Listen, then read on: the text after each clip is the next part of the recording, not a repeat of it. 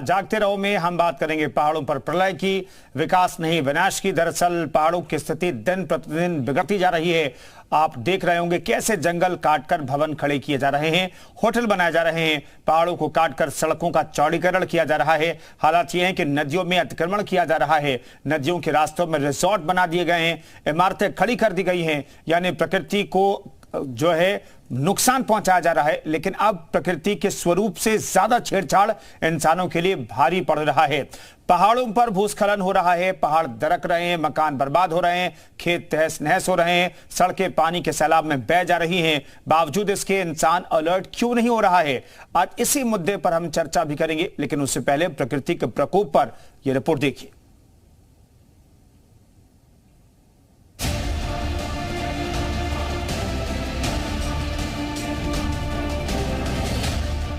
पहाड़ों में विकास क्यों विनाश बन रहा है? प्रकृति का बेवजह दोहन करना कितना खतरनाक साबित हो रहा है? पहाड़ और जंगलों से छेड़छाड़ इंसानों को कितनी महंगी पड़ रही है? नदियों में अतिक्रमण कैसे बर्बादी का कारण बन रहा है? अब तस्वीरों के जरिए हालात भी देख लीजिए। उत्तराखंड से लेकर हिमाचल में प्रकृति का प्रकोप दिख रहा है। ये तस्वीरें विकास नगर की हैं, जहां भूस्खलन की वजह से लोग बेघर हो रहे हैं। जाखन गांव में लोगों के मकान ही नहीं टूटे, बल्कि उपजाऊ जमीन भी पूरी तरह से तहस-नहस हो गई। पहाड़ों पर बड़े पैमाने पर अनियंत्रित विकास विनाश की बड़ी वजह बन रहा है। हिमाचल से लेकर उत्तराखंड तक तस्वीर अगर देखें तो हर जगह नुकसान का एक ही कारण सामने आता है। पहाड़ों पर लोग जो विकास कर रहे हैं, पहाड़ों पर जिस तरीके से कंस्ट्रक्शन हो रहा है, वो कहीं ना कहीं इस विनाश का सबसे बड़ा कारण है। जिन पहाड़ों पर इक्का दुक्का गाड़ियां नजर आती थी, आज हजारों गाड़ियां वहां चलती हैं और ऐसे में भूस्खलन जैसे बड़ी घटनाएं हो रही हैं। हिमाचल और उत्तराखंड की तस्वीर कोई अलग नहीं है। जरूरत है सरकारों को इसके लिए एक बेहतर प्लानिंग और बेहतर मैनेजमेंट की।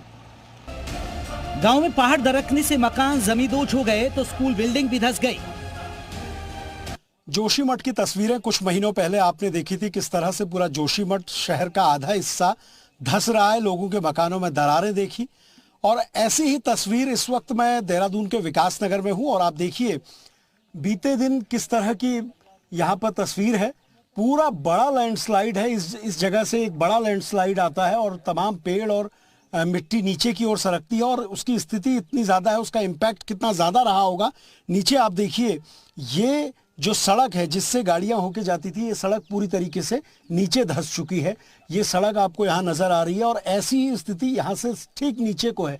यानी ये इस पूरी ज़मीन का एक हिस्सा वो है जो इस गांव का, जिसमें ये पूरा इम्पैक्ट दिखा है। उसके बाद पूरा गांव नीचे को आपको धंसता हुआ दिखा है। तो अब तमाम लोग जो यहाँ पर हैं, देखिए लोगों की आपको भीड़ भी नज़र आ रही है, काफ़ी लोग आपको यहाँ नज़र भी आ रहे हैं। बहुत सारे लोग यहाँ भी हैं। माता जी, आप लोग कहाँ के रहने वाले हैं? हम तो यही मदरसों के रहने वाले हैं जी। ये कब हुई ये घटना, आप लोगों को कब पता चला, क्या कुछ? हमको तो कल चला सुबह, परसों, हाँ कल सुबह पता चला, तब अभी आए। हमारे भी रिश्तेदार यहाँ दो घर। अच्छा, इससे पहले भी कभी ऐसा हुआ यहाँ जमीन खिसकने के? ऐसा कभी नहीं हुआ आज तक। तमाम लोग जो हैं वो गांव के अब अपने सामान को भी शिफ्ट कर रहे हैं, क्योंकि ये पूरा इलाका अब खतरे की जद में है। तो इसलिए यहाँ से लोग अपना सामान निकाल रहे हैं, यहाँ से सामान हटा रहे हैं, ताकि अगर कोई बड़ा खतरा होता है तो किसी तरह की कोई जनहानि ना हो, लोगों को आगे नुकसान से बचा जा सके।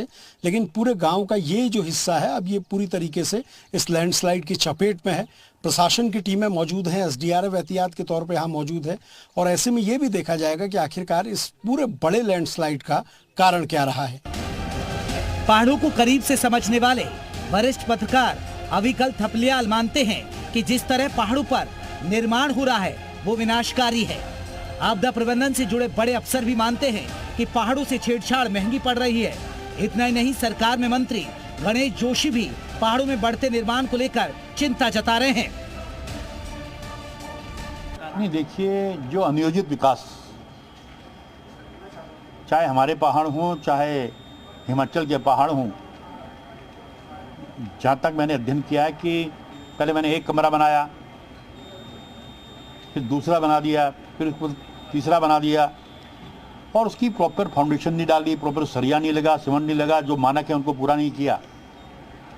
और इसकी कारण चाहे यहाँ हो चाहे हिमाचल में हो, इस प्रकार की घटनाएँ आई हैं। तो हमने कहा कि ये सुनिश्चित कराया जाए कि जो भी निर्माण हो मानक के अनुरूप हो, लेकिन उसके लिए हम ये कहें कि टूरिस्ट ना आए वो ठीक नहीं है। तो भविष्य में चीफ सेक्रेटरी की बैठक में हमने कहा है कि पहाड़ में निर्माण के मानक तय होने चाहिए और उस मानक के अनुरूप निर्माण होना चाहिए ताकि इस प्रकार की घटना न घटे। देखिए, ये तो है ही, कहीं भी नदी है या गधेरा है, उनको भी रास्ता देना पड़ेगा हमें। अगर उनके रास्ते में कोई ऑब्स्ट्रक्शन है तो वो उसको डैमेज करेगी। ये हम सब का दायित्व है, सरकार का भी और आमजन का भी, कि जो नदी और गधेरे का जो रास्ता है उसको ना रोकें। अगर रोकेंगे तो वो हमारे लिए ही घातक होगा। तो ये कारण है, इसमें तो दो राय नहीं। देखिए, अंग्रेज़ों के ज़माने में जब सड़कें बनी तो कोई विस्फोट का इस्तेमाल वो नहीं करते थे, और आज की तारीख में जेसीबी से पूरे पहाड़ के पहाड़ उखाड़ दिए गए हैं, और जितनी भी बड़ी से बड़ी मशीनें हैं वो पहाड़ों में और अन्य इलाकों में उसका प्रयोग किया जा रहा है। तो जो तकनीकी और पर्यावरण का जो तालमेल है, मुझे लगता है कि उसमें बिल्कुल भी समन्वय नहीं है। आज स्थिति ये है कि उत्तराखंड में पहले भी आपदा आई है, लेकिन अब जो ये ट्रेंड बढ़ा है इस पूरे हिमालय रीजन में, ये बहुत ही दुखद और दुर्भाग्यपूर्ण है। और इसमें साफ लग रहा है कि जो अनियंत्रित विकास हुआ है, जो मशीनों का इस्तेमाल हो रहा है, जो वैज्ञानिक सोच का अभाव साफ दिख रहा है, उसी का परिणाम है कि आज इस समय हम ऐसी आपदा से झेल रहे हैं। इसमें मैं खनन को भी एक बड़ा कारण मानता हूं कि जिस तरीके से लोगों ने, सत्ता ने, नेताओं ने, अधिकारियों ने, माफिया ने खनन जो किया है नदियों का, जो सीना चीरा है, ये भी एक बहुत बड़ा कारण है। वहीं डोईवाला को कई गांव से जोड़ने वाला सुसिया नदी पर बना मुल्लावाला पुल की अप्रोच दीवार बारिश में बह गई, जिससे पुल को खतरा बढ़ गया है। ऐसे में यहाँ वाहनों की आवाजाही को रोक दिया गया है। ये हाल तो राजधानी सटे इलाकों के है, लेकिन अब आपको उत्तराखंड के ऊपरी हिस्सों में लेकर चलते हैं। ये तस्वीरें रुद्रप्रयाग जिले की हैं। यहाँ खेड़ा खाल बाजार के पास पहाड़ दरक रहे हैं, जिससे मकानों के धंसने का खतरा बढ़ रहा है। तो कई रास्ते बाधित हो गए। आम लोग ही नहीं बल्कि भूगर्भीय वैज्ञानिक भी पहाड़ों में हो रही बर्बादी से चिंतित हैं। इस काम को शुरू किया जाता है तो आधा अधूरे में छोड़ करके थोड़ा यहाँ किया, थोड़ा वहाँ किया, उसका पूरा ट्रीटमेंट एक किनारे से अगर उसका वो काम शुरू हो रहा है तो जब समाप्त हो जाए ट्रीटमेंट सही, उसके रिटर्निंग वाल वगैरह, उस पर सीमेंटेशन का स्प्रे वगैरह करके जब हो जाए तो उसके बाद खतरा कम हो जाता है। वो जो बाहर की जो हल्की चट्टानें होती हैं वो उस पर चिपक जाती हैं, फिर स्लाइडिंग का कम हो जाता है।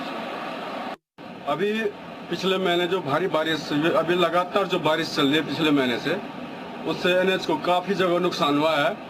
और अपना ये जो केदारनाथ राष्ट्रीय राजमार्ग है, ये भी कई जगह क्षतिग्रस्त हुआ है।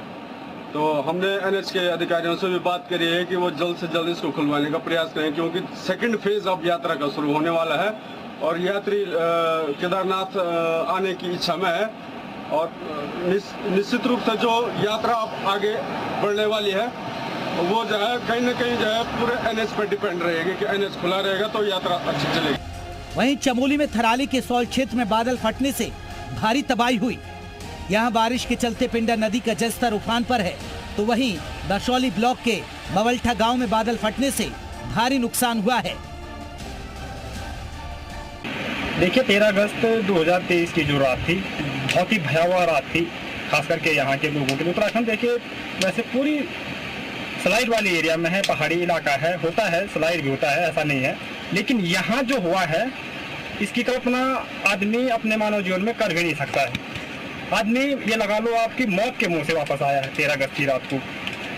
जो हमारे ऊपर से गदेरे हैं दो, उनका पानी अचानक से बादल फटने के कारण क्या हुआ, एक साथ हुआ और इतना तेज बहाव था उसका, इतनी तीव्र उसका वेग था कि एक झटके में उसने पूरा जो हमारा एरिया है, जमीन है, इधर खेती है, लोगों की मकाने हैं, सब कुछ तहस नहस कर दिया।